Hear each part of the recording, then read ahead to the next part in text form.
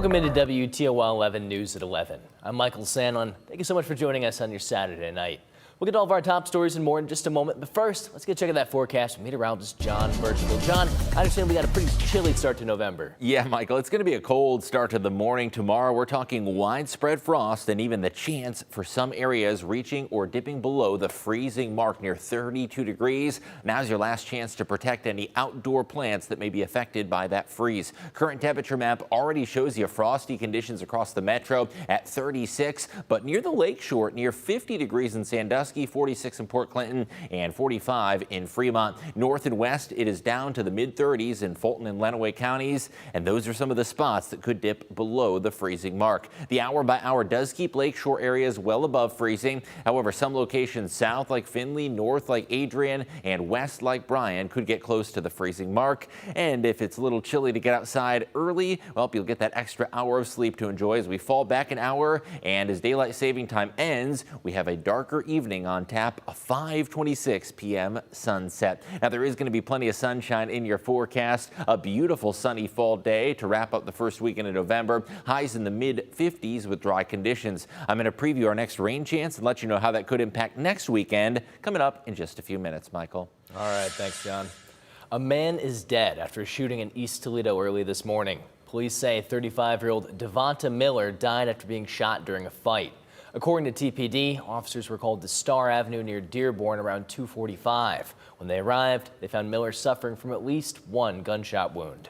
32-year-old Andrina Pruitt, who police say was in a relationship with Miller, has been charged with murder and felonious assault.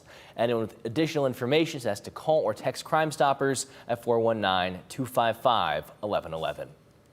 A young man is in the hospital after a shooting in South Toledo last night. Police say it happened near Clifton and Redondo Drives off of Hill Avenue. Officers found several shell casings at the scene. They say the victim, believed to be in his late teens, was being driven away from the area when officers stopped the car on Hill Avenue. According to police, he'd been shot several times in the leg. Right now, police are still looking for the gunman. A Toledo man suffered serious injuries last night when he lost control of his motorcycle. Police say Lamar Allen Ward was riding in the 2700 block of Albion in central Toledo when he lost control of his bike and hit a curb and a pole. Right now, there's no word on Ward's condition. The crash is still under investigation. Switching gears now, tonight's been one of the busiest nights of the year for Northwest Ohio sports fans. The Toledo Walleye had their home opener tonight. Our Dominique O'Neill spent the night over at the Huntington Center. Dom, talk to me about what the energy was like downtown. The energy was exciting downtown. It's a night Walleye fans have been waiting for months. The Walleye had their first official home game of the 2025-2026 season, and like they've been doing for years, fans showed up in big numbers. Saturday evening, fans couldn't be more excited to be back in the pond. Great team, great success, and just an overall, the experience is unbelievable. And so, everybody's just excited to be there and go Walleye. I'm so excited for the home opener. Nothing like a Walleye game. Hope they make a deep run this year. It's going to be great. The Walleye have proven to be one of the most popular minor league hockey teams in America, hosting 80 consecutive sellouts at the Huntington Center, going back to 2023. So we're lucky enough to have the best fans in ECHL, or even probably all of minor league hockey. So we have these great fans that keep coming out. They're loving that. They love the team. They love showing their support. We also have a great group of people that are behind the scenes working to put on a really great experience for hockey fans and people who are just looking for a good time. The team is coming off another appearance in the Kelly Cup Finals, and fans are hoping this season could be the season where the Fish finally win it all. They've made it a couple times the last few years, and they just can't win a game, or win the finals, I should say. I'd like to see them win the final and win the cup. The fans are hoping an opening night win will be just the start to another fun, successful, and memorable Walleye hockey season. We made it all the way to the finals last year, and we don't expect any less this year. It seems like they put a good team together, so we'll see where they go. And the Walleye win 6-2 of the Indy Fuel and will be back in action next Friday when they go to play in Kalamazoo. The team will be back home next Saturday. Reporting in studio, Dominique O'Neill, WTOL 11.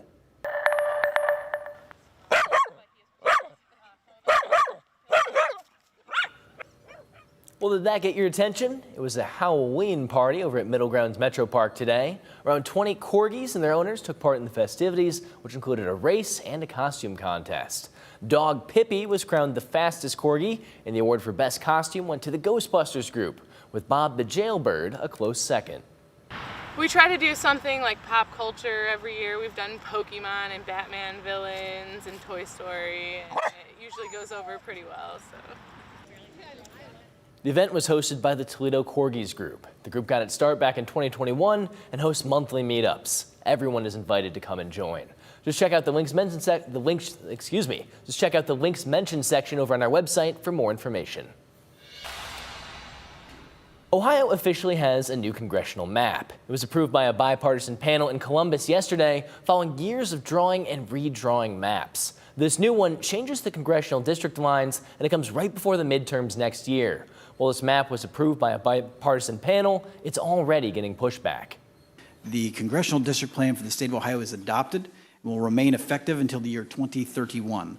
Commission staff are directed to file the congressional district plan. And with that, a unanimous vote from the Ohio Redistricting Commission settles a 3-year saga to redraw a new, fair, and equitable congressional map. Republicans, the dominant party in the Buckeye State, make up the lion's share of the commission. And up until now, each time the group has presented a new map, it got rejected by the Ohio Supreme Court for being gerrymandered, creating frustration among Democratic watchdog groups and political analysts. You're essentially competing with the fact that you can keep redrawing the lines, but as long as you have a popular incumbent, it can be really hard to overcome that. So they're going to keep redrawing the lines to remove Democrats from that district. Governor DeWine told the Ohio Capitol Journal Friday this new map features compromises to state Democrats and Republicans alike, but it also gives the GOP 12 Republican-winning districts and Democrats 3 strongholds, down from the Democrats' 5 districts on the previous map. Groups at Friday's meeting say they don't believe it fairly represents the voting population of the state. It is proof of why gerrymandering is a threat to democracy. Ohioans vote about 55 Republican and 45 Democrat. It has been made clear by members of this own commission that they had no intention of negotiating between the aisle or faithfully seeking a bipartisan map. Here at home, the new map will affect Democratic Representative Marcy Kaptur. Her district has picked up Henry, Paulding, and Putnam counties, making it more Republican than ever before, posing an uphill battle for her controlling her seat next fall. On her campaign's Twitter account, Kaptur wrote in part, quote, "Let the Columbus politicians make their self-serving maps and play musical chairs. I will fight on for the people and ask the voters for their support next year."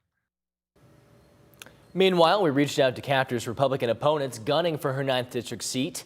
Air National Guard veteran Aaliyah Nadeem wrote in part, "I entered this race to defeat Marcy Kaptur and restore common sense leadership in Congress in Northwest Ohio. Despite the new lines, Marcy Kaptur will be tough to defeat." Derek Marin also weighed in, writing in part, quote, "I'm proud of the movement we've built and the incredible grassroots support standing with us every step of the way. Our campaign is stronger and more determined than ever before." State Representative Josh Williams said no comment when we reached out. Now, this new map, assuming it isn't rejected by the Ohio Supreme Court, will stay in effect until 2031. And if you need help getting to the polls this election day, a local group is offering free rides. The Toledo Area Jobs with Justice and Interfaith Worker Justice Coalition is helping voters in Lucas and Northern Wood County. Volunteer drivers will take you to your polling place so you can cast your vote. The group has been offering this service since 2004 with help from the Monroe Street Neighborhood Center. For information on how to arrange a ride, go ahead and visit our website. John? Well, it's going to be a very chilly start to your Sunday morning. Temperatures near to even a little below freezing. I'll show you if we have any milder November days in your 10-day forecast next.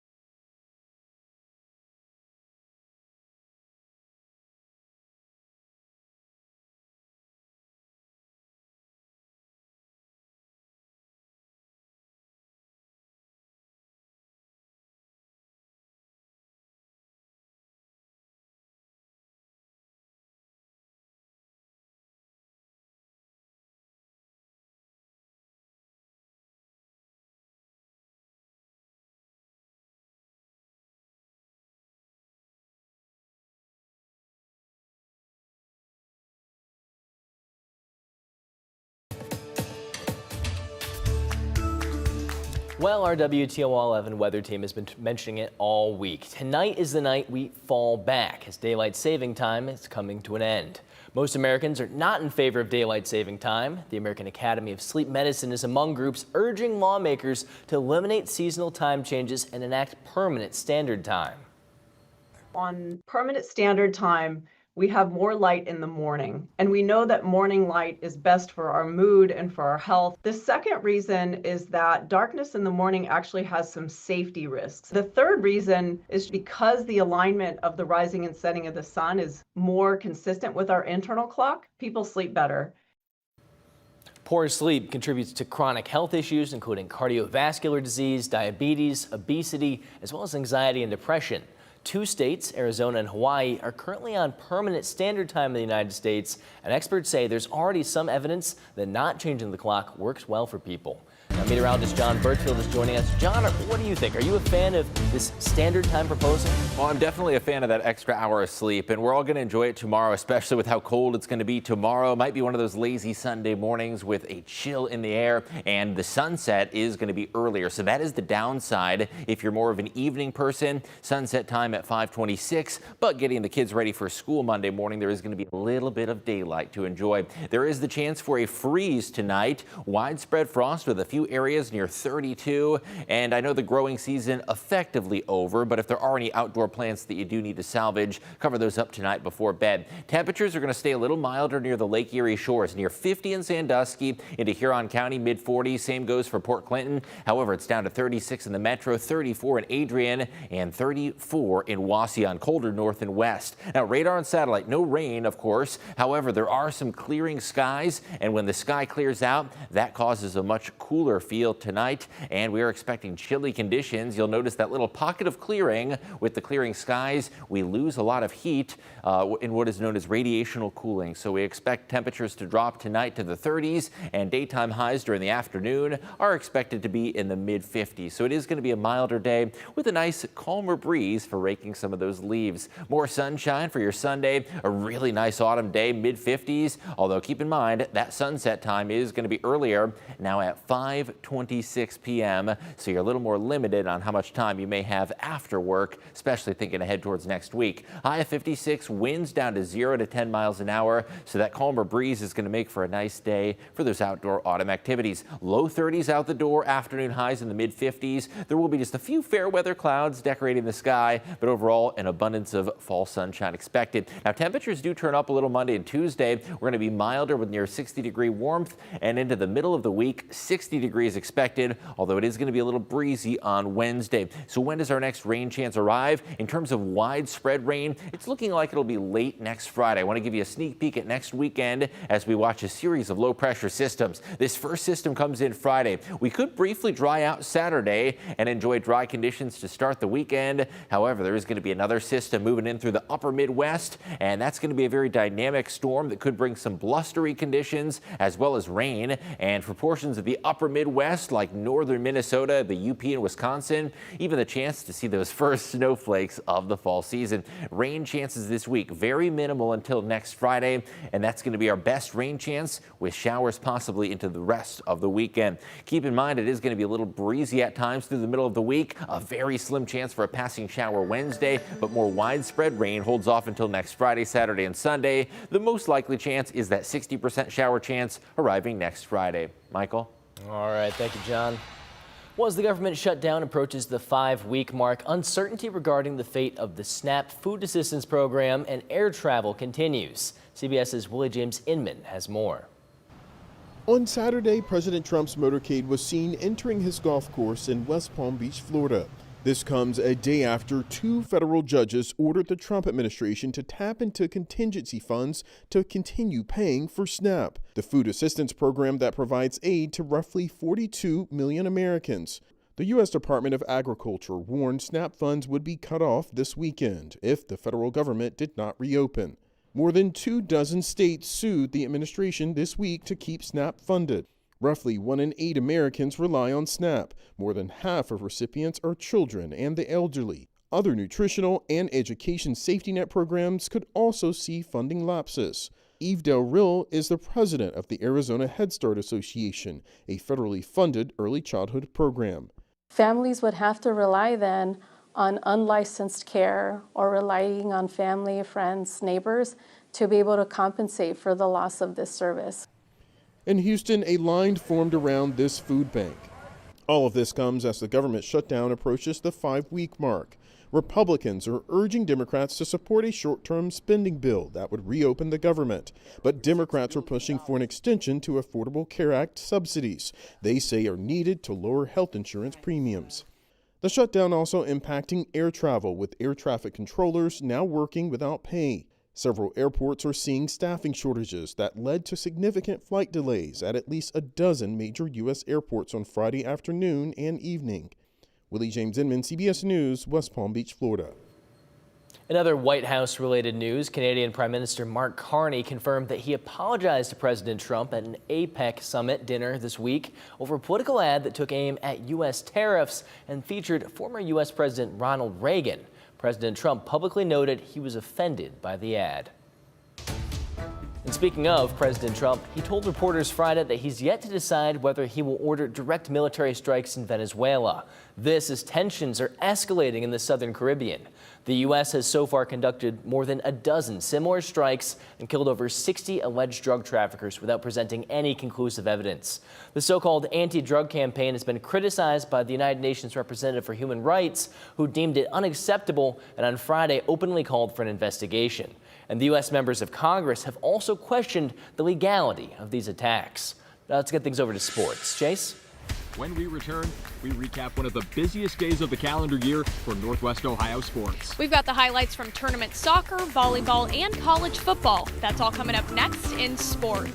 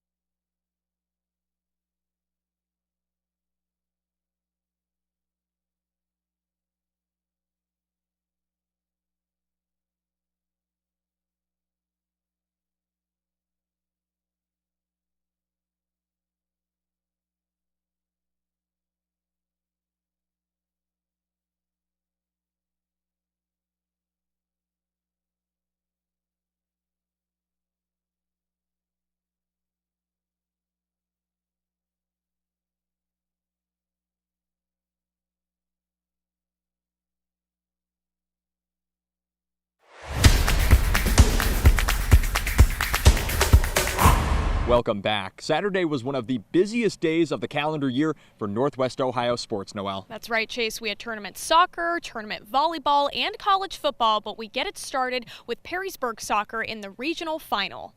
Yellow Jackets making the trip to Norwalk, looking to punch their ticket to another state Final Four with a regional final win. First half, Camille Francis gets it to Sophie Mitchell, who sends it up and towards the middle, and Eliza Bird is there to finish, scores the first goal of the game using her right foot, despite usually being a lefty. Later, Strongsville with a free kick, that ball is up, attempts to go in by the header, but Tori Trzynski says no, lays out to block that goal with her hands, then right after with her face. She'd end up being all right, but what great defense to keep the Mustangs scoreless. First half winding down, Jackets looking to build momentum before the break, and Francis does just that. Kicks it right past the goalie to double their score, and they'd lead 2-0 at the break. Finally, second half, Peaburg up 3-0 now, but they're still on it. Francis gets it to Mitchell, and she fires away, going low to the right corner for this one to give the Jackets another goal. All 4 of Perrysburg's goals scored by different players tonight, as they'd claimed the Division I regional title by a final of 4-1. They're headed back to the state Final Four. Oh, I'm just going to be retired and try to go all the way to the top. My team played excellent. You know, I knew it was going to be a tough game, but we just, put it to them. And I'm very happy for them.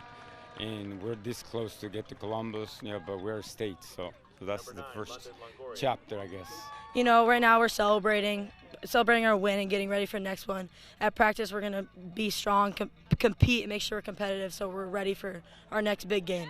I think we've worked so hard the entire season. I'm proud of all my teammates. I mean, everyone pushes each other every day, and I think we're getting the results that we want. I think we're definitely really motivated because we want to go farther than we did last year, and it's a good motivation for us. Meanwhile, at nearby Edison High School, Anthony Wayne girls soccer took on Avon in the D2 regional final.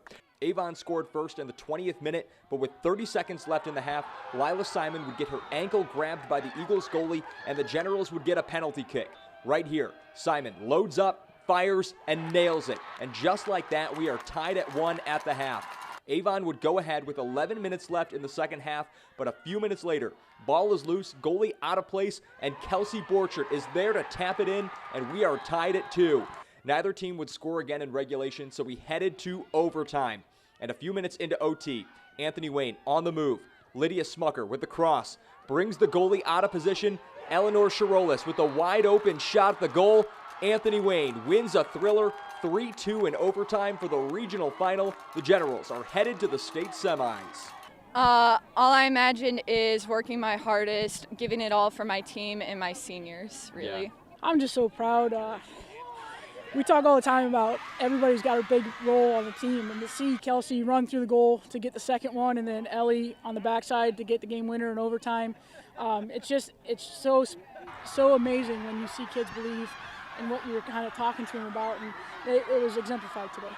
Happening earlier Saturday afternoon, Anthony Wayne taking on Big Walnut in the D2 regional final in volleyball. First set point, Addie O'Shea back to serve. She sends it on a one-way trip to the floor, a service ace to win the first set. Second set point, these two going back and forth. Finally, Charlie Gardner taps it over, falls to the floor before anyone can get to it, and the Generals take set 2. Finally, match point, Leah Pike setting up Elena Carlson, swings and gets the kill. Anthony Wayne sweeps their regional final match. The Generals are in the state semis in back-to-back years. It feels great. I think we planned on being back here at the same time, same place as we did last year. So, hyper-focused on getting to this point at this point in the season. I think I did pretty well in certain areas. I struggled, but my team was there to lift me up, and they didn't struggle in their parts of the game, which really helps. On the hardwood, St. Ursula going for the Division III regional title, but have to get through a tough Archbishop Hoban team to do so. Hoban able to take the first 2 sets, but the Arrows keeping it competitive. Ellie Pancision sets it up for Emma Dudley, and she goes high cross court for this one as that ball meets the floor for a kill. Later, Pancision again with the quick set to the middle. This time it's Molly Malone, who slams it straight to the floor for another St. Ursula kill. And they say if it ain't broke, don't fix it. So here's another set to the middle, but this time it's Holly Ann Zikovic, who shows off her arm power and sends it off a defender for a kill. Finally, Arrow's still down but not giving up. Set is to Malone again, but this time she sends it over with a tip that drops perfectly in the middle for a point. But it wouldn't be enough as St. Ursula would fall short in 3 straight sets and claim the Division III regional runner-up title. I mean, I thought they passed really well. You know, volleyball, as we always talk about, it comes down to serve and pass, and I thought they beat us in that regard today. And when you have that many arms that are big and they're in system, it's really tough. And you know, all the credit to them. I thought they came out with an energy, and it was all. I mean, they truly won that, and they deserve to win that one. Putting volleyball in Northwest Ohio back on the map. It's been a really long time since, I think 2016 was the last time a team had made the Final Four. Then 2 years ago we made it, and you know, and then last year obviously Anthony Wayne and us both made it. You know, their legacy is they put volleyball in Northwest Ohio back on the map in the state scale. And as we mentioned earlier in the show, the Walleye were back at home in the Huntington Center for their home opener against the Indy Fuel tonight. We break down more of that game coming up on WTOL 11 News on Sunday. But for now, that's all for sports.